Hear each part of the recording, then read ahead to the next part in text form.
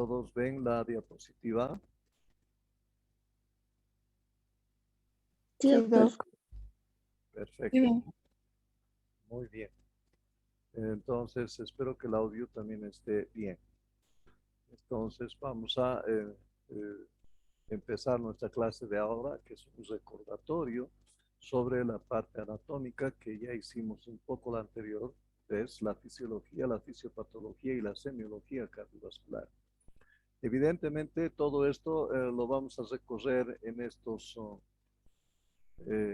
casi 90 minutos o menos de lo que nos resta, ¿no?, de la clase. Entonces, hay cosas que voy a pasar muy rápidamente para poder tener todo el panorama. Ustedes ya tienen que ver y haber revisado los temas, haber hecho sus tareas y eso les ha debido traer mayor recuerdo de todo lo que han vencido desde la anatomía hasta la semiología. Entonces, ahora lógicamente de todo eso que han abarcado vamos a repasar lo que es la correspondiente al sistema cardiovascular. Entonces, pues una vez más, voy a hacerlo tan rápido que algunas cosas yo voy a suponer que ustedes ya lo saben y solamente es un recuerdo, no necesitan mayor explicación sobre los detalles de esa, ¿no? Y si lo necesitaran, entonces pues tienen que remitirse a su bibliografía para que puedan tratar de tener ese conocimiento más. Pero esto es lo mínimo que nosotros tenemos que tener para que en las clases de cardiología puedan ser más funcionales para cada uno de ustedes y que pueda también entender las nuevas cosas que vamos a adquirir en estas sesiones. Empezamos.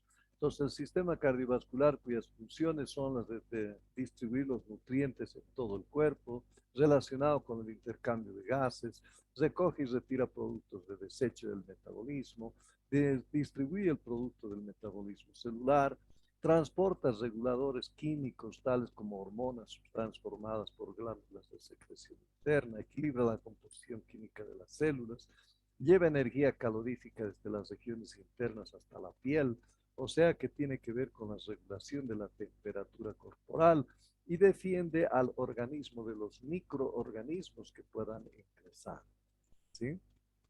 Está compuesto el corazón por el corazón y los grandes vasos. Los vasos sanguíneos son arterias, arteriolas, venas, vénulas y capilares, ¿no? El tejido sangre está encargado de transportar la célula, está con plasma, con proteínas, con hormonas, gases, todo lo que está dentro de lo que es el tejido sangre, ¿no? Y de esa manera vamos a repasar un poco lo que es la sangre, ¿no? Los componentes de la sangre en el plasma, los glóbulos blancos, los glóbulos rojos, las plaquetas, ¿no? Son todos los componentes de este tejido sangre.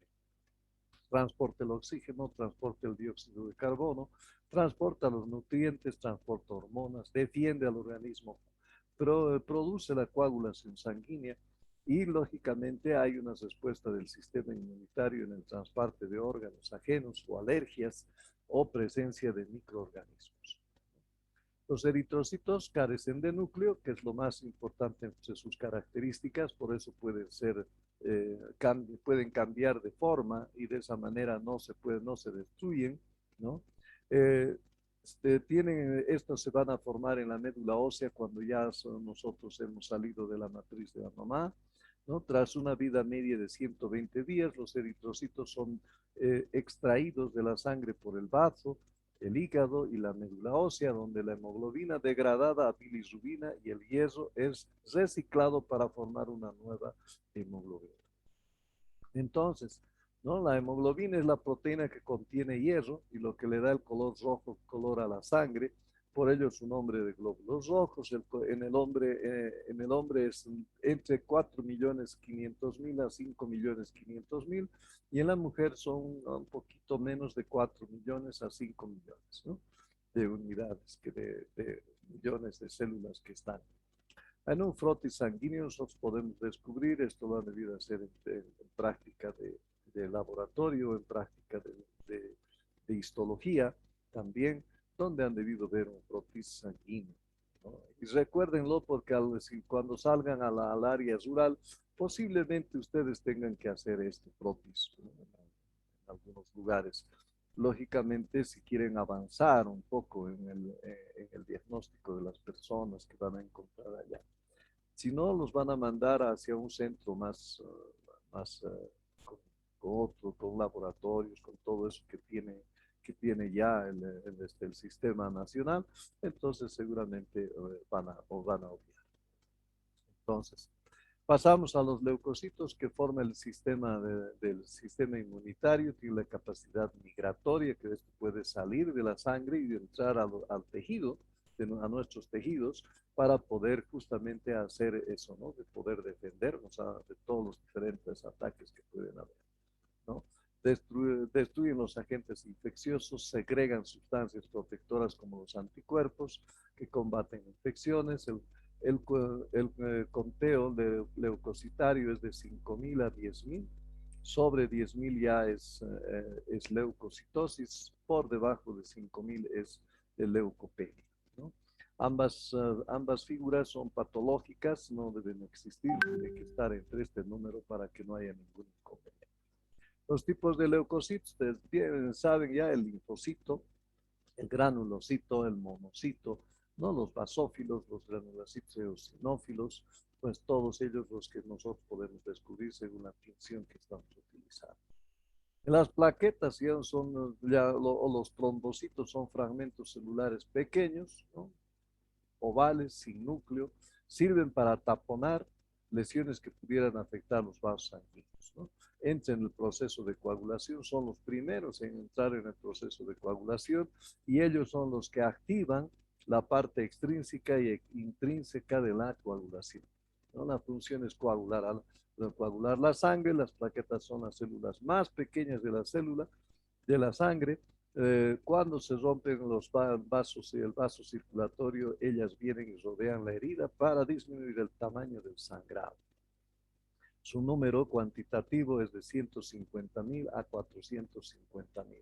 Por encima, entonces, hay una excesiva cantidad de plaquetas y por debajo es la menor cantidad, ¿no? Por debajo el peligro es de que sangre cualquier momento este paciente y no haya posibilidad de que haya una coagulación, o por encima de los 450.000, más bien al revés, van a hacer que ya también haya la posibilidad de que se formen coágulos en el interior de los vasos sanguíneos.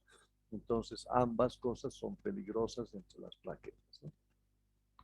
Entonces, de esa manera, en una herida, entonces inmediatamente las plaquetas, los glóbulos blancos y todos ellos van actuando y van trabajando para que se evite justamente ese sangrado, ¿no? En la eritropoiesis es un proceso que se va a dar en el hígado y en el vaso en la vida fetal, y en la edad adulta ya es en la médula ósea. Entonces, la médula ósea es la encargada de producir los glóbulos rojos, los blancos, las plaquetas, ¿no?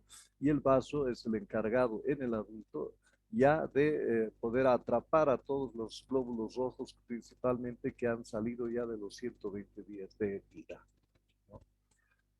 La biopsia de médula ósea que se hace a través del ilíaco, ¿no? Entonces es para poder nosotros ver todas las formas que pueden tener la diferente progresión de las células que están teniendo para poder ser las maduras, que se llaman ya glóbulos rojos, glóbulos blancos. Anemia es una enfermedad hemática de composición química y determina la disminución de la masa eritrocitaria y que condiciona la concentración baja de hemoglobina. Entonces aquí hay varias causas, ¿no? La hemoglobina tiene fierro, entonces si no hay fierro en cantidad en el organismo, lógicamente no va a haber formación de hemoglobina, por tanto no va a haber la cantidad de glóbulos rojos que se van a necesitar, ¿no? Por tanto entramos en esa anemia. La anemia es importante porque es un cuadro que va a acompañar a muchas afecciones del corazón, que más bien la anemia le va a enfermar al corazón, ¿no? Y muchas veces nosotros vemos los daños que está ocasionando la anemia en el corazón y queremos curar al corazón, y en tanto no es así. La anemia es lo que está alterando todo el funcionamiento del corazón y por tanto no debemos dar nada para el corazón, sino más bien mejorar la anemia, ¿no? Entonces, en general, la hemoglobina tiene que estar entre 13 a 17. Muchos autores, y yo prefiero eso, tenemos como 14 a 17 como término medio, ¿no? En disco duro, ¿no? Y en una mujer, evidentemente hay un menos, aquí un 12, pero yo mantengo 13 más bien como límite inferior para la mujer debido a que por la menstruación que ellas tienen, entonces van a siempre a tener pueden tener una cifra más baja de lo normal. Entonces, sin ser patológico. Entonces, tenemos esos niveles en los cuales nosotros, 14 a 17 para el varón y 13 a 16 en la mujer. Entonces, superior a eso, igual también tenemos las alteraciones, ¿no? Bien, entonces, pues, cuando ya tenemos un síndrome anémico, una enfermedad anémica, esto ya incluye debilidad, palpitaciones, que es por lo que puede venir al cardiólogo o a la medicina interna para que nosotros resolvamos la palpitación. No es así, tenemos que resolver el síndrome anémico. Falta de aire, disnea en el esfuerzo principalmente. Entonces hay muchos síntomas que van a tener estas personas que van a alterar el funcionamiento del corazón, pero no es enfermedad del corazón, ¿no? Las causas más frecuentes, pérdida de sangre, obvio, ¿no? La pérdida de sangre visible que nosotros podamos ver, a veces no podemos ver, entonces hay pérdida de sangre que no vemos, oculta llamamos, entonces tenemos que hacer diferentes exámenes para definir que si es eso o no. Dieta deficiente, principalmente en fierro o en hierro, ¿no? Enfermedades que puedan llevar también a una anemia, ¿no? Como por ejemplo algunas parasitosis, ¿no? Que llevan a enfermedades, o una gastritis, por ejemplo, que está derramando sangre en pequeñas cantidades en el estómago, pero que al final va a provocar una anemia. Entonces son también cuadros que nosotros tenemos que tener en cuenta. Medicamentos, todos los AINES pueden hacer sangrar el estómago. Entonces, las menstruaciones con flujo abundante, también no se olviden preguntar siempre en una dama cómo está su flujo menstrual, ¿no? El embarazo, lógicamente, y por eso es mucho más este problema, y por eso ya tienen una reserva ellas y en su programa les dan fierro para que puedan mantenerse firmes en esta situación, y la edad avanzada, lógicamente, ¿no? El tratamiento básicamente es hierro, sulfato ferroso, ¿no? Que es una de las más grandes que nosotros podemos hacer, y la parte de ingesta, ¿no? La parte de ingesta, carnes, pescados y principalmente vísceras de animales. Evidentemente el colesterol también se va a elevar, tenemos que tener sumo cuidado. Vamos al corazón. Entonces el corazón tiene esta composición, ¿no? Está en la parte central un poco más tendiendo a la parte izquierda del tórax, ¿no? Con la punta hacia abajo, y la base hacia arriba, ¿no? Esta es la base y esta es la punta o el ápex que nosotros tenemos que ubicar cuando estamos haciendo la semiología, ¿no? Entonces, pues, está en el mediastino. Y el mediastino, lógicamente, no solamente se encuentra el corazón, se encuentra la tráquea, los bronquios, el esófago, la aorta y la vena cava, ¿no? Además de vasos linfáticos, ganglios, nervios, encargados de la inervación de la zona. Entonces, este mediastino medio es el lugar donde se encuentra nuestro corazón, apoyado sobre el diafragma y sostenido por los grandes vasos que son la aorta y la pulmonar, ¿no? Entonces, ellos son los que van a sujetar por arriba y van sobre el diafragma que está para abajo, que es ya la división con el abdomen, ¿no? Entonces, esta es la ubicación de nuestro corazón. Volvemos un poquito a repasar, entonces, que tiene una forma cónica, punta denominada apex, desviada hacia la izquierda, ¿no? Lleva del quinto espacio intercostal y línea medio clavicular, principalmente, básicamente estaría situado ahí. formado por 4 cavidades, 2 superiores aurículas, 2 inferiores ventrículos que se apoyan sobre el diafragma. Alrededor de las 2/3 partes de la masa cardíaca, la parte izquierda del medio del cuerpo, como habíamos dicho, ¿no? Y mide unos 12 centímetros de longitud, 9 de anchura, 6 de grosor y un peso alrededor de 300.000 gramos en una persona adulta. Y si ustedes quieren hacer, les han debido enseñar también de que la persona o cada uno de ustedes puede hacer su puño, ¿no? Y ese tamaño del puño es el tamaño del corazón que tienen cada uno de ustedes y por supuesto, de los pacientes que vamos a ver. Entonces, esa es una posibilidad de cómo tenemos que encontrar nosotros el ápex, ¿no? Para cuando le hagamos nosotros ver cómo es el tamaño de ese corazoncito. ¿No? Entonces el órgano principal del sistema es como una bomba que impulsa la sangre y también la aspira, la aspira el líquido que está llegando por las venas que está llegando a las aurículas, ¿no? Y el corazón ya está dividido en las 4 cavidades, es un órgano muscular y es autocontrolado. Este es una gran característica que tiene este corazón, ¿no? Histológicamente se puede dividir en el endocardio, ¿sí? En el miocardio y en el ectocardio. Y el ectocardio está en relación con la hoja visceral del pericardio, ¿no? Y el pericardio luego se dobla a sí mismo y hace una imagen, un espacio virtual, ¿no? Donde rodeando es el pericardio ya parietal. Entonces esta cavidad está siendo lubricada por líquido pericárdico de aproximadamente 15 hasta 30 ml, ¿no? Que debe existir, y eso para evitar que la fricción lleve a que se incendie este corazoncito, ¿no? Ustedes pueden hacer la prueba, ¿no? Cuando hace frío nos frotamos las manos para podernos provocar dolor, que es calor. Entonces, pero si friccionan, va a llegar un momento en que les va a doler porque ya está empezando a producir alteración esa fricción. Y si no hubiera ese líquido en medio, en este corazoncito, entonces este corazón llegaría a unos, no sé, vamos a decir unas 10.000 latidos y se incendiaría y hasta ahí nomás llegaría la vida en el ser humano.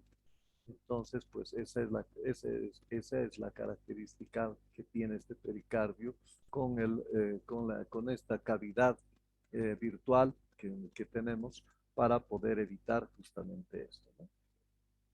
Aquí están los haces musculares, ¿no? Los haces musculares se dividen tanto los ventriculares, los auriculares y en el sistema de conducción, que es un sistema de células muy diferentes, pero que son especializadas. Es decir, son las mismas células del corazón, pero que ya están especializadas para poder darle el automatismo a este corazoncito, ¿no? Entonces, en un estudio, esto es lo interesante porque antes pensábamos que habían 3 tipos ¿no? De músculo en el corazoncito. Decíamos los músculos oblicuos, estos que vienen de aquí y van hacia atrás, los músculos circulares que estarían aquí y los longitudinales que estarían así en esta zona, ¿no? Entonces, eso pensábamos, ¿no? Pero de repente nomás han empezado a ver esta forma, esta última conocimiento que ha venido a finales del siglo pasado, ¿no? Entre estos dos investigadores, Torrent y Wasp, que investigando han ido haciendo que se vaya desenrollando este músculo y han logrado desenrollar y que se convierte en una sola banda. Así que ya no hay 3 tipos ¿no? 3 tipos de fibras. Hay una sola, que es la banda, ¿no? Que se ha enrollado en sí mismo para poder tener esta estructura que tiene el corazón y de esa manera poder bombear.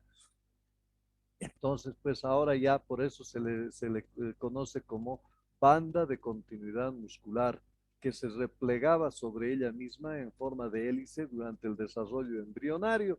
Esto el corazón es un músculo enrollado sobre sí mismo. Entonces, pues Esto merece el conocimiento debido a que ahora vamos a entender por qué el corazón puede contraerse de una manera tan eficiente como que no lo hubiera logrado siempre tener la explicación cuando teníamos tres diferentes tipos de músculo. Entonces, esa era lo que siempre ha alterado el conocimiento de los científicos hasta que han logrado llegar a esta conclusión. Entonces, el músculo cardíaco es estriado, filamento de actina y miocina, con discos intercelulares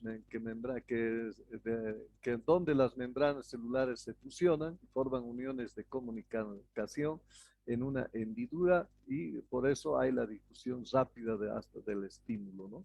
Entonces el músculo cardíaco finalmente es un sinsitio, pero es estriado. Esa es la diferencia que debemos tener y conocer nosotros dentro de lo que es para el funcionamiento del corazón. Entonces, este corazón como centro del sistema cardiovascular bombea 30 veces su propio peso cada minuto, alrededor de 5 litros a los pulmones en el mismo volumen al resto del cuerpo, ¿no? Así, miren lo que bombea, ¿no? 7,000 litros diarios, 5 millones de litros al año en reposo. En ejercicio esto va a aumentar, ¿no? Se estimula la existencia de 10,000 kilómetros de vasos sanguíneos. La sangre fluye desde los tejidos a los nutrientes y el oxígeno pasa de la sangre al líquido intersticial y desde a las células, a la vez recoge los productos de desecho. Entonces, todo el ciclo cardíaco que nosotros debemos recordar, que ahorita lo vamos a ver también. Las aurículas separadas por sí mismo por un tabique interauricular que no deja pasar sangre de ningún lado. Si pasa, ya hay problema, ¿no? La aurícula derecha se comunica al ventrículo derecho a través de la aurícula ventricular derecha, que se llama tricúspide, ¿no? La aurícula izquierda se comunica al ventrículo izquierdo mediante la mitral o bicúspide.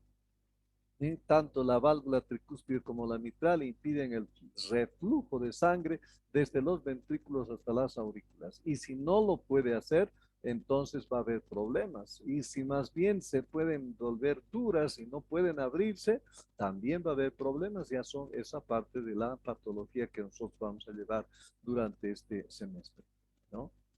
En la aurícula derecha desembocan las dos grandes venas, cava superior, cava inferior. Y en la aurícula izquierda reciben cuatro grandes venas, dos venas pulmonares derechas y dos venas pulmonares izquierdas. Los ventrículos derecho nace la arteria pulmonar que transporta la sangre oxigenada hacia los pulmones. La arteria pulmonar posee la válvula llamada válvula semilunar pulmonar, cuya misión es evitar el reflujo de sangre hacia el ventrículo derecho. Ventrículo izquierdo se origina la gran arteria aorta que lleva sangre oxigenada a todo el organismo. La arteria aorta también presenta una semilunar aórtica que evita el retorno de sanguíneo hacia el ventrículo izquierdo. Y además, como piso de la aorta, va a servir también para que haya una buena oxigenación a nivel de las coronarias. Eso es lo más importante de la aorta. Los músculos y los ventrículos están desarrollados de los músculos de las aurículas, la capa muscular izquierda, lo mismo correspondiente al derecho, con mayor presión que está en el lado izquierdo. Entonces tenemos aquí las válvulas que hemos visto. Esta es la cúspide o mitral, la tricúspide, ¿no? Y las válvulas de las semilunares, tanto de la pulmonar como de la aorta, ¿no? Que está naciendo la aorta del ventrículo izquierdo, la pulmonar del ventrículo derecho. Las aurículas derecha, aquí atrás la aurícula izquierda, y aquí está llegando las cavas superior y la cava inferior. Y aquí está llegando, aquí ya se nota una, pero son cuatro las que están desembocando, dos del lado derecho, dos del lado izquierdo de los pulmones, ¿no? Nosotros vemos que en sístole, en el ventrículo, miren, está abierta, está cerrada, que es en, está cerrada las aurículo-ventriculares, ¿no? Las que están viniendo de las aurículas, está cerrada, ya no entra sangre, pero tampoco vuelve sangre, mientras que están abiertas los dos grandes vasos sanguíneos, aorta y pulmonar, donde está saliendo la sangre en sístole. En diástole, al revés, se abren ya también las auriculoventriculares y se cierran las semilunares para evitar que la sangre vuelva ya también de la aorta hacia los ventrículos. Y mientras se está llenando aquí la sangre, porque está vaciándose las aurículas. Entonces, de esa manera es este movimiento el que hace la sístole y la diástole, ¿no? Eso va a producir ruidos cardíacos que se producen por las vibraciones de la sangre al contactar con los ventrículos y grandes vasos y por el cierre de las válvulas cardíacas. Cada ciclo cardíaco percibe dos ruidos separados, uno pequeño y un gran silencio. Los ruidos se llaman primero y el segundo ruido cardíaco, R1, R2, y se componen y se corresponden a sonidos de Lutup, considerando como los latidos del corazón, ¿no? El primer ruido corresponde al inicio de la sístole ventricular. La válvula tricúspide mitral se cierra. Este es el mayor componente del primer ruido. Primer ruido, entonces, el cierre de la mitral y de la tricúspide. Segundo ruido se produce al inicio de la diástole ventricular. Es el cierre de la aorta y de la pulmonar. Entonces, en el segundo ruido él ya está mostrando el cierre de la válvula auricular, que es aórtica y pulmonar. Estos son los componentes principales. Tiene luego otros tres componentes más, cada uno de estos ruidos, en los cuales en su debido tiempo vamos a definir cuáles son ellos también. El corazón impulsa la sangre mediante los movimientos de sístole y diástole, ¿sí? Y los movimientos de las mismas válvulas también que están comprometidas en este caso, ¿no? La inervación. La inervación está principalmente por la simpática y la parasimpática, ¿no? Entonces, la simpática está yendo a través de todo lo que es la columna, que está llevando ya a los grandes ganglios, principalmente el estrellado y el solar, ¿no? Y mientras que el vago está llevando la estimulación ya también parasimpática de nuestro sistema, que se va desde la cabeza hasta la mitad del abdomen, ¿no? Como ustedes saben o recuerdan o han debido hacer incluso disección de este sistema, ¿no? En anatomía. Entonces, esta es la inervación con estos plexos, ¿no? De esa manera va a llegar los estímulos hacia el corazón, hacia los grandes vasos, ¿sí? Para que pueda haber estimulación. El vago aumenta, el simpático aumenta la frecuencia cardíaca y la fuerza de contracción, mientras que el vago disminuye la frecuencia cardíaca y disminuye la contracción. Son dos contraponentes, ¿no?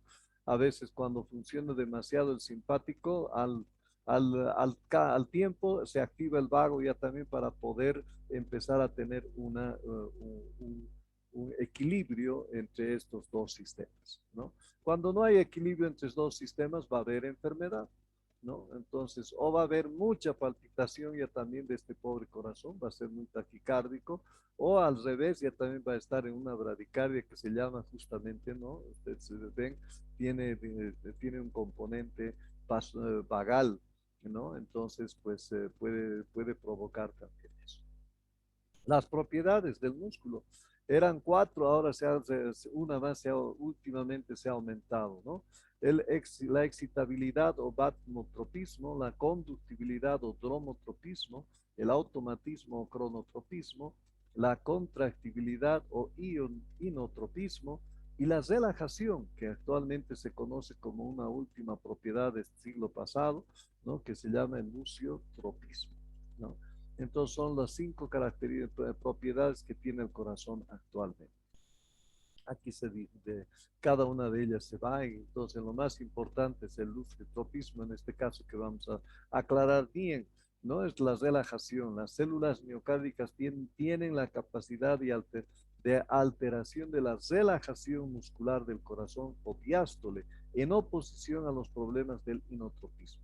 Actualmente se ha descubierto que la función luciotrópica juega un importante papel en numerosas enfermedades miocárdicas y puede proceder a la disfunción inotrópica.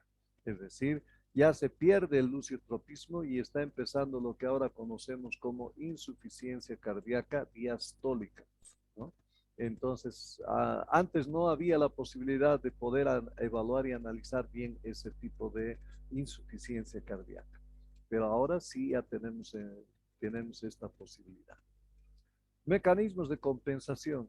El más conocido y que siempre lo vamos a tener en cuenta es el mecanismo de Franz-Starling. Dentro de los límites fisiológicos, el corazón bombea toda la sangre que le llega procedente de las venas. Pero esto se va a quedar algo. Va a quedar algo en ese ventrículo para que pueda justamente favorecer al mecanismo de Franz-Starling. ¿Cómo es esto? Establece que el corazón posee la capacidad intrínseca de adaptarse a volúmenes crecientes del flujo sanguíneo. Es decir, cuanto más se llena de sangre un ventrículo durante la diástole, mayor será el volumen de sangre expulsado durante la subsiguiente contracción sistólica. Esto significa que la fuerza de la contracción aumentará a medida que el corazón es llenado con mayor volumen de sangre, y ello es consecuencia directa del efecto que tiene el incremento de carga sobre la fibra muscular. Entonces, el incremento de la actividad simpática durante la insuficiencia cardíaca produce aumento de la estimulación simpática, vasoconstricción arterial generalizada e incremento del tono venoso. Esto es lo que va a provocar el incremento de la actividad simpática. El primer mecanismo de compensación que tiene el sistema del cardiovascular para poder efectuar bien su trabajo. Como no está ya pudiendo contraerse, entonces empieza a aumentar la actividad simpática, aumentando la vasoconstricción e incrementando el tono venoso. Y el mecanismo de Franz-Starling que entra aquí, el resultado de este mecanismo es el aumento del volumen sistólico, elongación de la fibra, consiguiente incremento de la presión telediastólica, en un principio un aumento de energía durante el acortamiento de las fibras de la sístole. Entonces, ¿qué dice esto? Dice de que los músculos, cuanto más están distendidos, cuanto más se distienden, mejor es la contracción. Entonces, pero este nivel de separación tiene que tener un límite. Si sobrepasa ese límite, ya no existe el mecanismo de Franz-Starling, sino ya se ha anulado el mecanismo de Franz-Starling. Esto lleva a la hipertrofia o de la dilatación del miocárdica, que son otros dos factores de compensación. La hipertrofia cardíaca conlleva el incremento significativo del número de sarcómeras en cada célula miocárdica.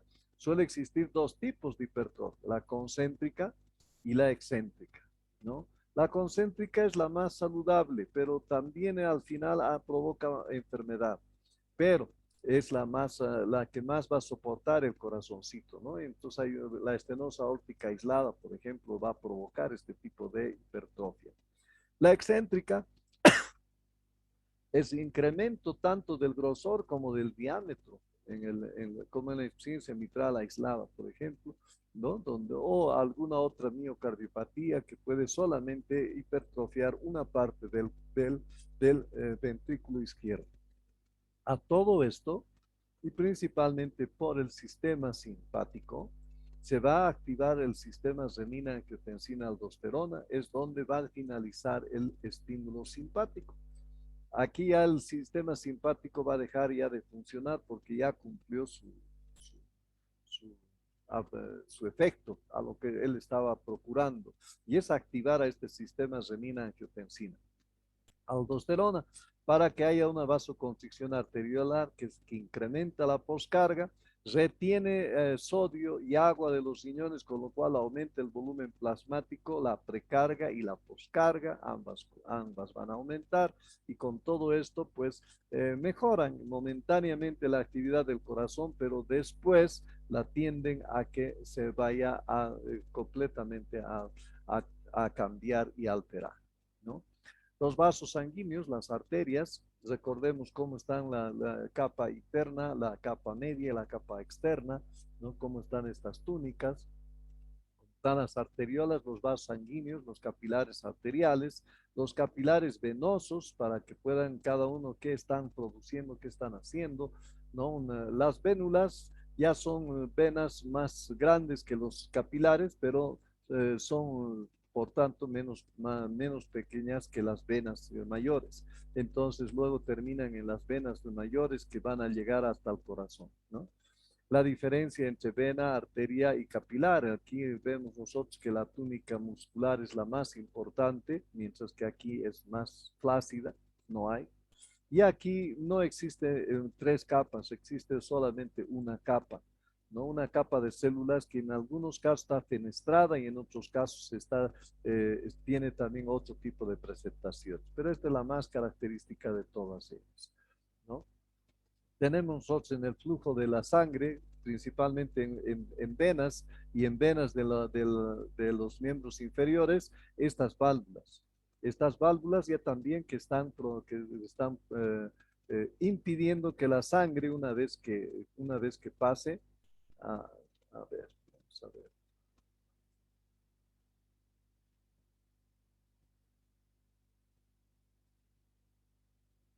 Una vez que pase la sangre a través de este sistema, entonces uno ya no tiene que volver como en las válvulas del corazón, casi parecido a eso. Entonces, estas cierran el paso para que la sangre no pueda volver, ¿no?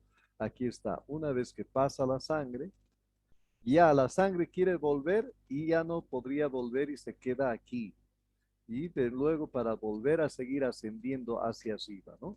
Esa es la función de estas válvulas que no son válvulas como la del corazón, pero fungen así, que son rebordes del endotelio, de las venas, para que puedan tener esta función. Pero esto se puede alterar en lo que nosotros llamamos varices. Entonces, pues este es el efecto que puede tener esa, ¿no? Ahora lo que pasa es que ya no puedo seguir al siguiente.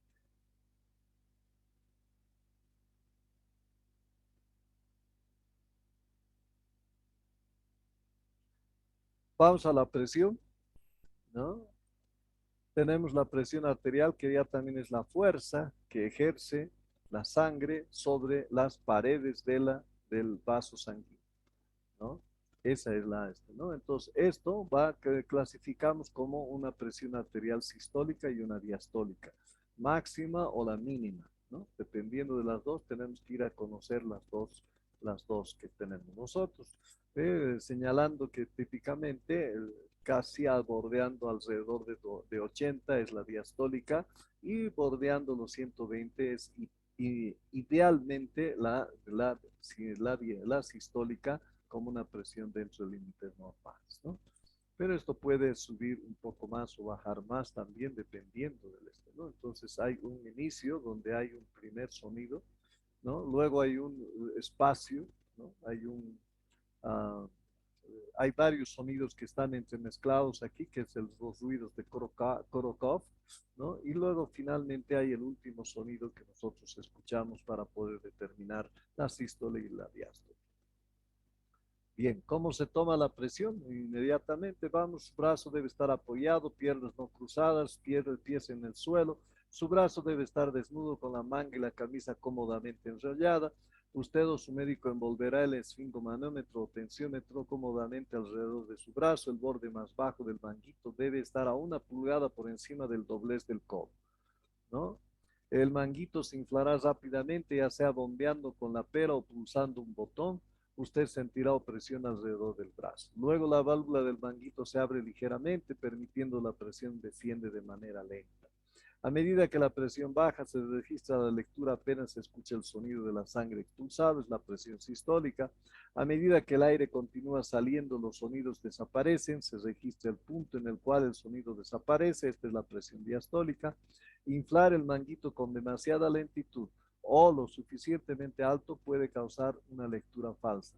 Si usted afloja la válvula demasiado, no podrá determinar su presión arterial. Y el procedimiento se puede hacer 2 o más veces, ¿no? Entonces, esta es la forma típica que nosotros tenemos que tomar y que es la aceptada por el séptimo consenso internacionalmente. Donde que vayan a cualquier parte del mundo, el médico allá en España, por ejemplo, cuando va una persona con posible hipertensión, le va a preguntar, ¿Le tomaron la presión? Sí. ¿Cómo le tomaron la presión?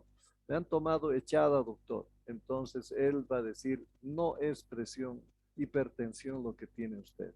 Y va a empezar a hacer él recién, como si fuera nuevecito el paciente, pues va a empezar a hacer todo. Y la toma de presión es esta la manera.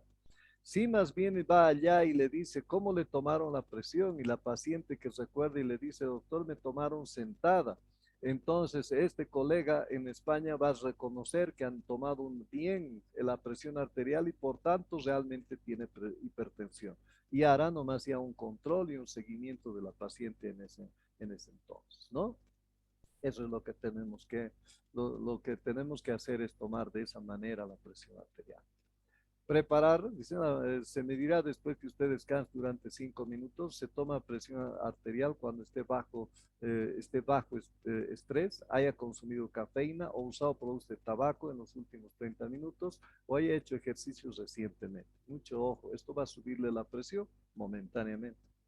Tome 2 o 3 lecturas en una sentada con un intervalo de un minuto.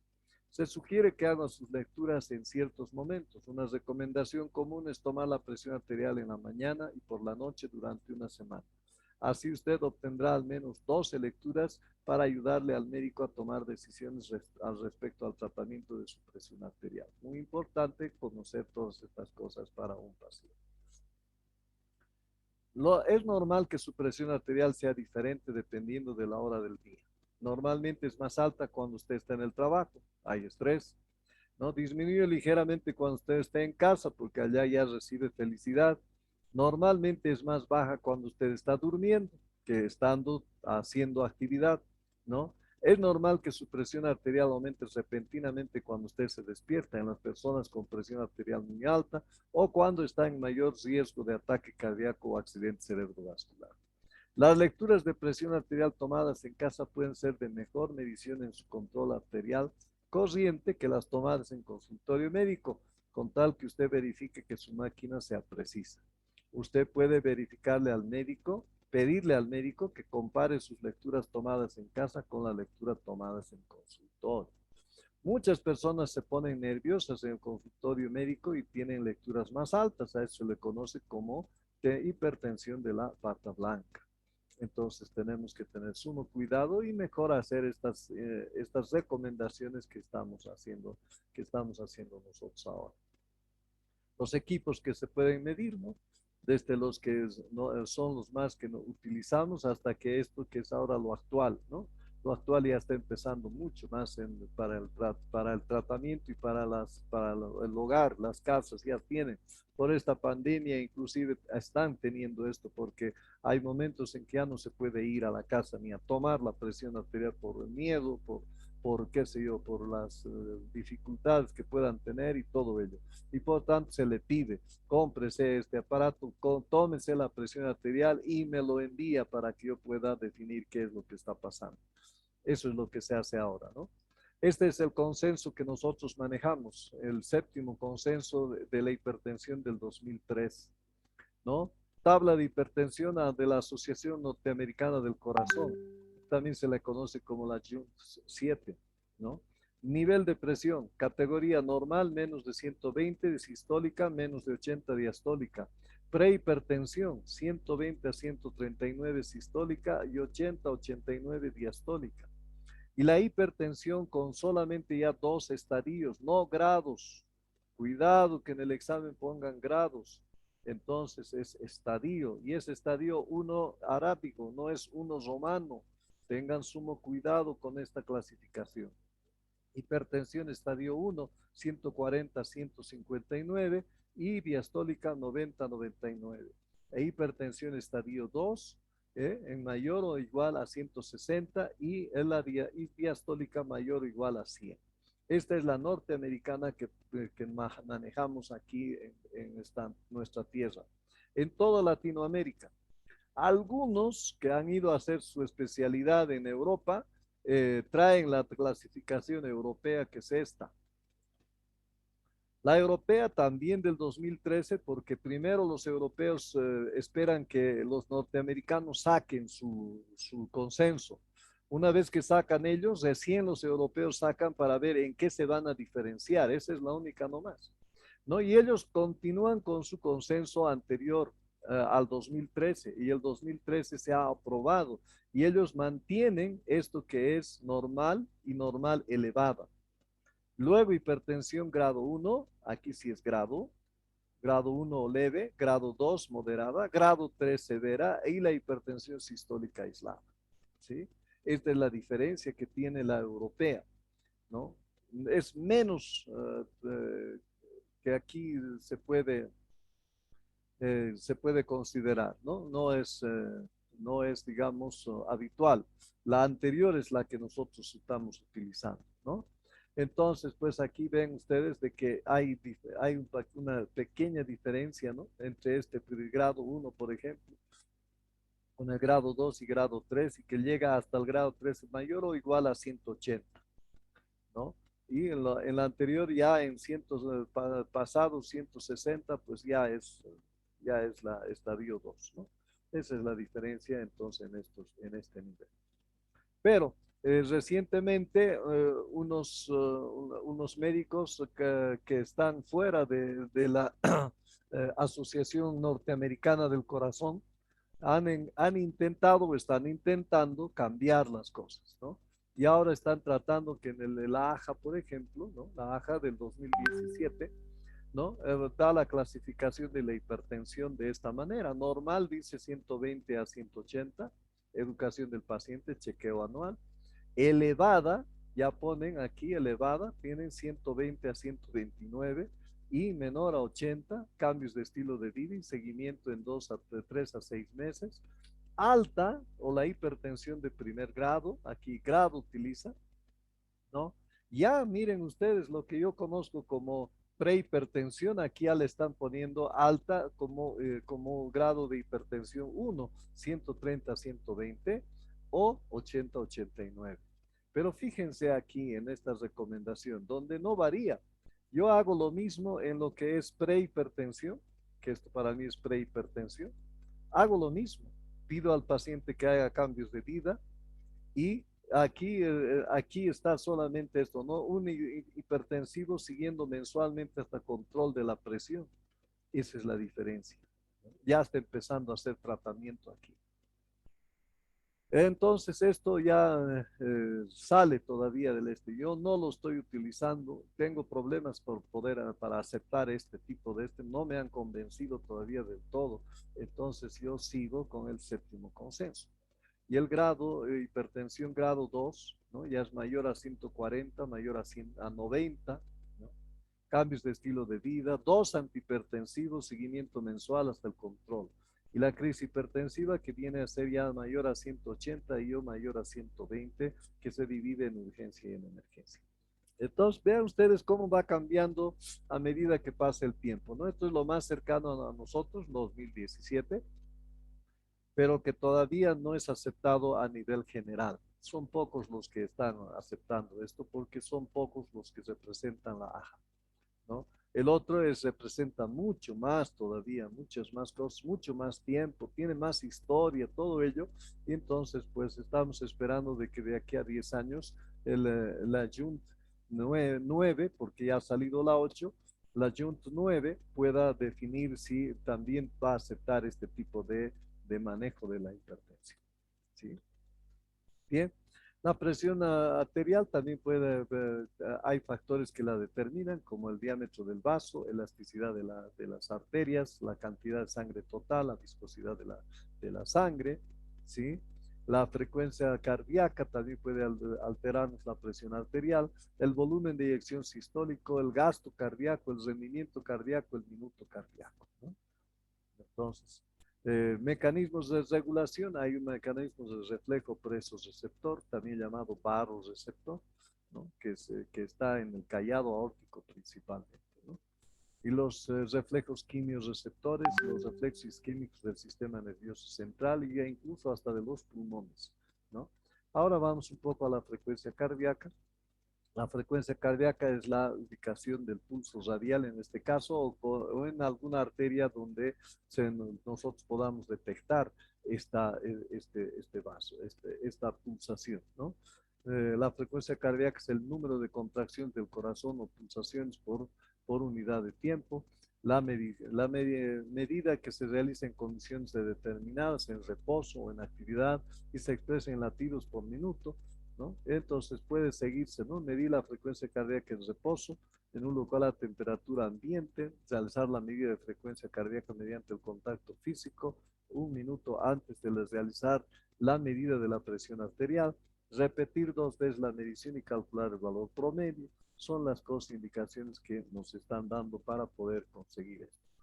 El pulso puede medirse en la parte posterior de las rodillas, la ingle, el cuello, la sien, la parte alta o la cara interna del pie, la muñeca, en áreas de las A.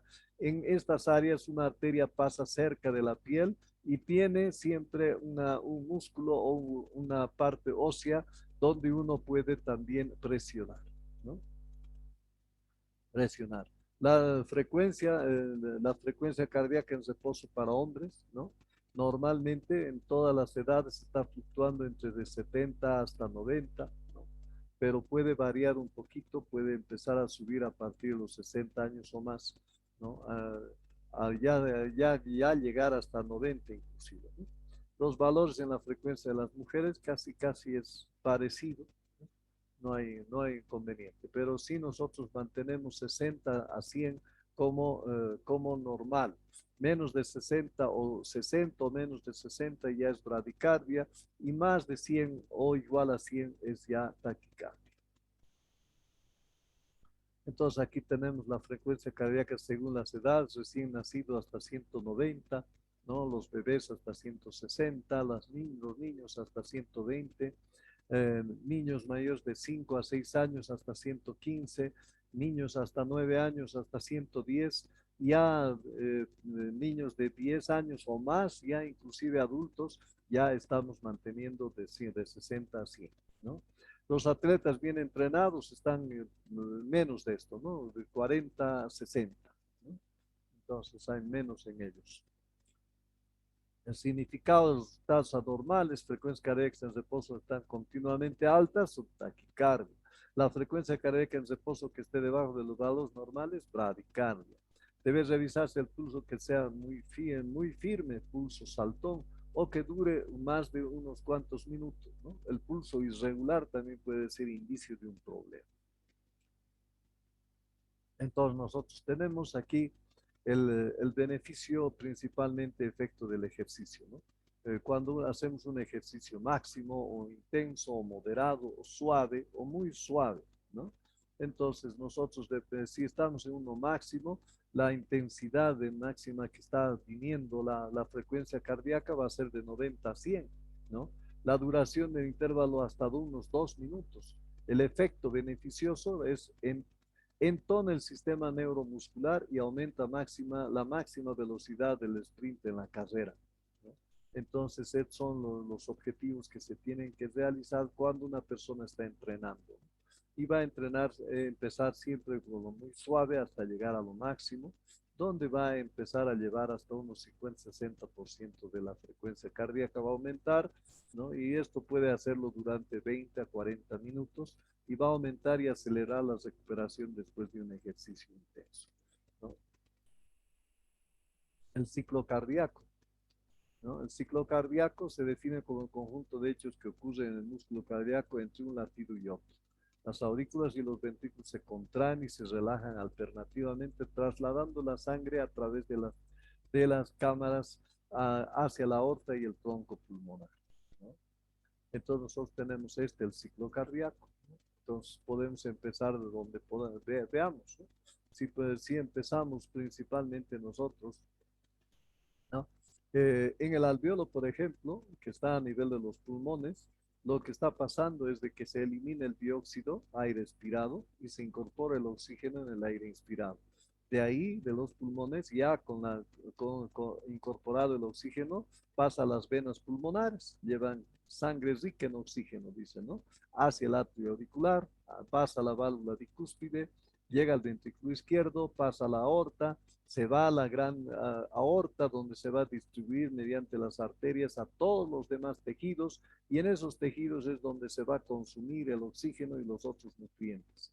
Este es el tejido en el cual ha llegado y se está consumiendo el oxígeno y lógicamente ya empiezan a eliminar dióxido de carbono y otros metabolitos que van por las venas, que van a transportar hacia el corazón, llegan a la vena cava, cava inferior superior, llegan al atrio derecho, tricúspide, ventrículo derecho, válvula pulmonar, pasan a las arterias pulmonar, a la arteria pulmonar y esta arteria pulmonar va en derecha e izquierda nuevamente a los pulmones. Ciclo cardíaco. ¿Sí? Entonces, pues, tanto hay una diástole auricular, una sístole auricular y también igual a nivel de los ventrículos, ¿no? Entonces, nosotros tenemos en diástole se está vaciando la sangre, en sístole, en la sístole auricular está vaciándose la última porción de sangre que le queda a las aurículas para lograr llegar a la sístole ventricular, donde está cerradas las auriculoventriculares, abiertas las sigmoideas y sale la sangre hacia el torrente sanguíneo, tanto sistémico como pulmonar. Y este es parte de este ciclo cardíaco, ¿no? Este es lo más interesante de ¿no? Esta es la presión principalmente auricular, ¿no? Miren que es muy pequeñita en relación a la ventricular, que es todo esto, ¿sí? ¿No? Y una vez que logra aquí abrir las auriculoventriculares y empieza a llenarse la sangre. Y una vez llenada la sangre, empieza esta a aumentar su presión sin salir ni entrar sangre. A eso se le llama contracción isovolumétrica, hasta lograr vencer la presión de la aorta, que está alrededor de 80, la diástole. Entonces logra abrir y sale la sangre hacia la aorta, ¿no? La eyección del corazón, la eyección del corazón. Y luego llega un momento en que va a cerrar las auriculoventriculares, pero no abre todavía que es las sigmoideas, y no abre todavía las auriculoventriculares. Entonces aquí no entra ni sale la sangre, es la relajación isovolumétrica. Y luego recién se abren las válvulas auriculoventriculares, ¿sí? Y al abrirse se llena nuevamente el ventrículo, ¿no? Empieza a aumentar su presión. Su presión porque está aumentando la cantidad de líquido dentro de los ventrículos por la diástole, ¿no? Entonces, nuevamente viene la última porción de la sístole auricular con esta patadita auricular y lógicamente eso hace que empiece a subir nuevamente la cantidad de presión, pero no de sangre, ni sale ni entra, hasta nuevamente salir. Si esto dominan, está con su electrocardiograma, está con los ruidos cardíacos que están aquí, ¿no? Este es el volumen del sangre que tiene. En sístole aumenta, en diástole disminuye, como debe ser, y en sístole va aumentando hasta la última parte, que es la última patadita auricular. Si dominan esto, han dominado cardiología. Y no van a tener ningún inconveniente en ningún examen, ni cuando estén analizando un paciente, estén en consulta con un paciente, porque van a saber con todo lo que él les está diciendo, qué está pasando en este ciclo cardíaco. ¿Sí? Y juntamente con esto tenemos que saber el gasto cardíaco, que también es la otra parte que tenemos, ¿no? Después. Entonces, el llenado ventricular puede ser pasivo y activo. El pasivo está llenado rápido, ¿no? Llenado lento o diástasis. Esto es simplemente caída. La caída de la sangre de la aurícula al ventrículo, porque la aurícula está encima del ventrículo. Por eso es pasivo. Por eso hay la parte de llenado rápido, que es la más importante, ¿no? Y luego ya viene la lenta o diástasis, ¿no? Que para poder llenar lo que queda pendiente en este corazoncito. Y la parte activa es cuando se contrae la aurícula izquierda y derecha. se produce por la contracción auricular y logra aumentar, esto es muy importante, logra aumentar la presión auricular y logra introducir en el ventrículo un 30% más del volumen de fin de diástole en reposo. Entonces, con éxito más están haciendo de que la Fran Starling empiece a funcionar, ¿no? Está así, un poquito más se separa y luego con toda la fuerza puede hacer la contracción. ¿Sí? Ese es el llenado ventricular. La contracción ventricular, un periodo de contracción isovolumétrica, no sale ni entra nada, ¿no? Aumento de la presión ventricular, acumula presión suficiente y abre las aurículo-ventriculares, ¿no? Periodo de eyección, aumenta la presión ventricular por encima de 80 y se abren las semilunares, ¿no? 70% del vaciado de sangre se produce en el primer tercio del periodo de eyección. Esta es la eyección rápida. Y luego 30% durante los 2 tercios siguientes, que es la lenta, ¿no?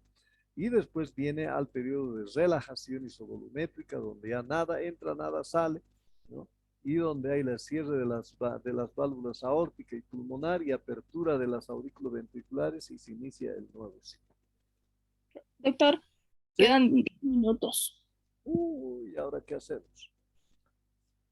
Van a tener que ustedes repasar la parte propiamente de semiología, porque no, ya no le vamos a alcanzar.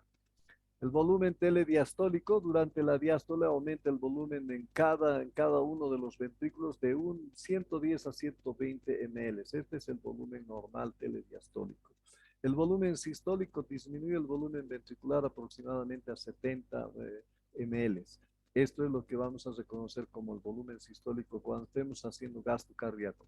Volumen telesistólico, volumen restante en los ventrículos aproximadamente 40 a 50 ml. Y la fracción de eyección, que es la expulsión, y el volumen expulsado, que viene a ser el 60% como normal. Entonces, diástole, sístole, ¿no? Función de las válvulas en diástole y en sístole. Función de los músculos papilares, muy importante, porque cuando se van a tensar y van a contraerse los músculos papilares para hacer que estas cuerdas tendinosas pues jalen a las válvulas, y con la fuerza de contracción estas válvulas no se vayan hacia la aurícula izquierda. Es lo más importante, porque si se van, entonces va a dejar salir sangre a la aurícula, que no debe pasar, y por tanto estamos hablando de un prolapso mitral, que es una enfermedad que puede existir, ¿no? Gasto cardíaco, creo que esto más alcanzamos. La función sistólica depende de la contractibilidad y de la poscarga, ¿no? La carga que el ventrículo debe superar para movilizar la sangre hacia la aorta, eso es la poscarga.